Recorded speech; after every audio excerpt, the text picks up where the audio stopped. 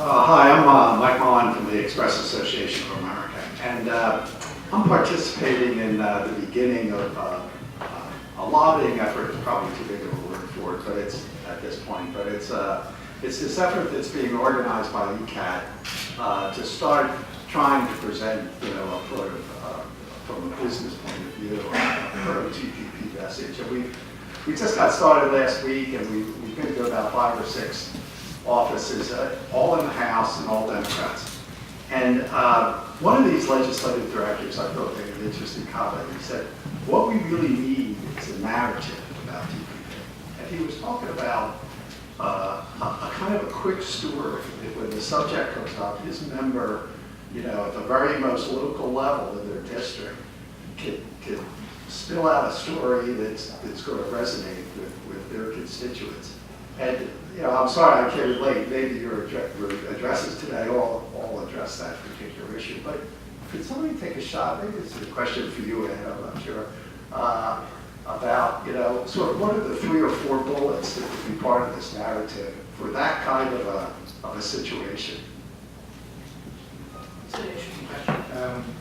I do often find it's a little bit difficult, but given the Express Association, here's something that maybe would be useful for you.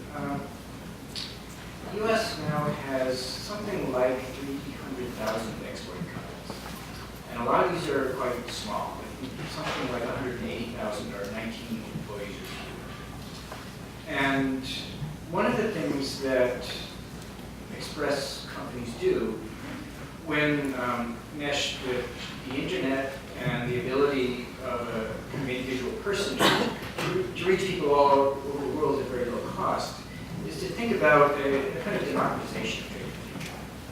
That is to say,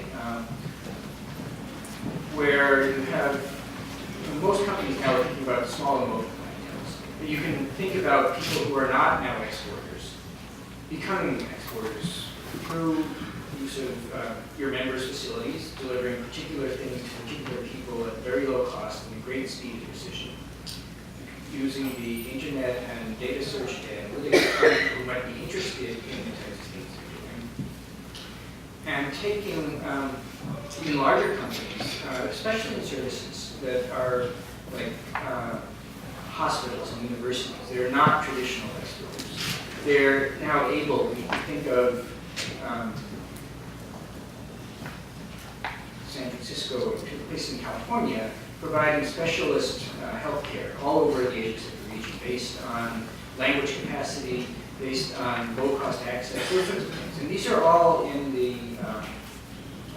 TPP agreement in various places. You have, in the Express area, you have de minimis rules, rights to provide Express services, and all of them in the electronic commerce checks and so on. So one of the things we need to do as a country is, since the crisis, we're saving more money. We're not buying as many things as we used to in shopping malls and so forth.